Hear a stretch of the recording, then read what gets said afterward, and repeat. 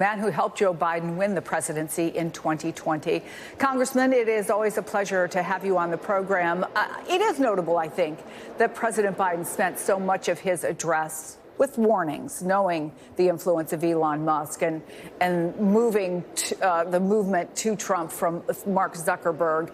You know him well.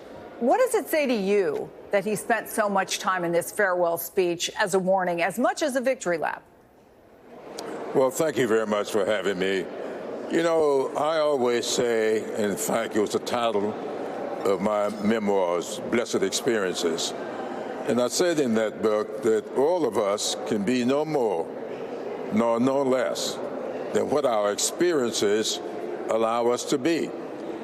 Joe Biden has had a set of experiences that allows him to understand what it's like to grow up on hardscrabble road, to get an opportunity, get a public education, and go on to give public service and to give back in a very public way.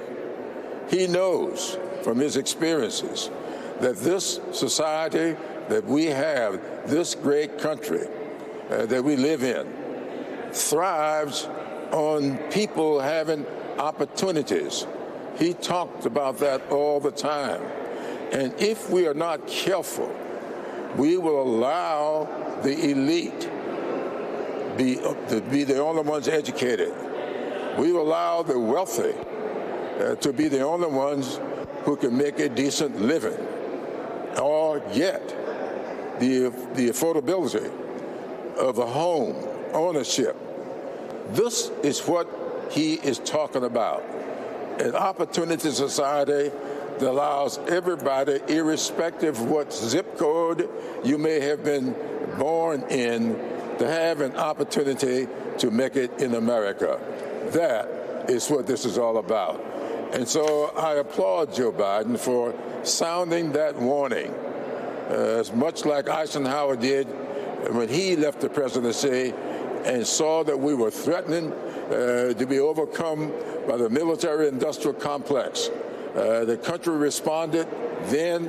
I hope we will respond now and make sure that this country stays the kind of country of opportunity for everybody.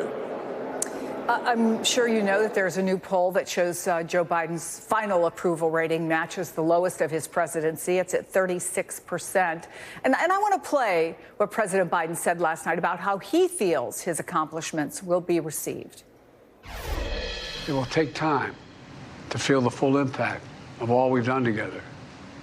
But the seeds are planted, and they'll grow and they'll bloom for decades to come. Given everything that was in place when he took office, COVID, the economic challenges, do you think that this was in some ways inevitable? And how do you think history will judge this presidency? I think that he will go down as one of the greatest presidents we ever had. I think the same thing about Jimmy Carter, who we just funeralized. Jimmy Carter left the presidency with very, very low ratings. Harry Truman, the same thing.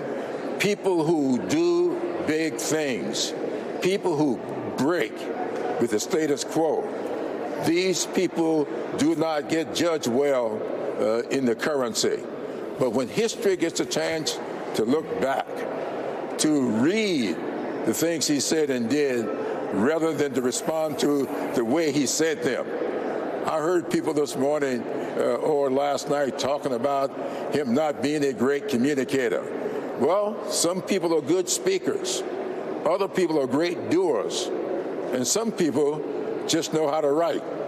And that is what it's all about. We are judging people on substance when we look back on them, not on style. If you're looking for style, Joe Biden is not your guy. On substance, he's everybody's person. We are now learning that Nancy Pelosi, your colleague, will not be attending Donald Trump's inauguration. So I'm wondering, Congressman, will you be there? I plan to be there. I'll be with Joe Biden in Charleston, South Carolina, all day Sunday. I will be here with Joe Biden and whoever else may be in attendance on Monday.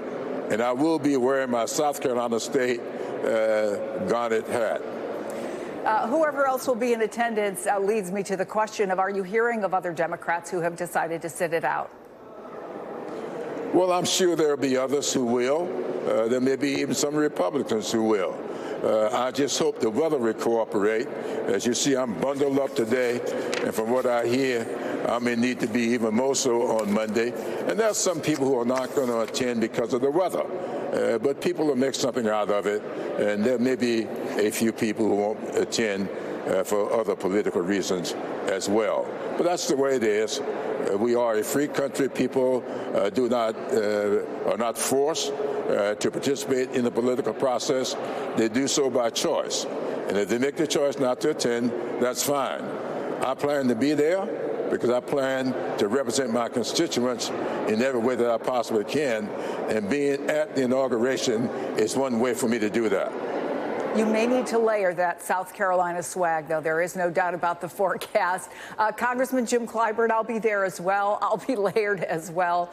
Thank you so much. We'd always appreciate having you on the show.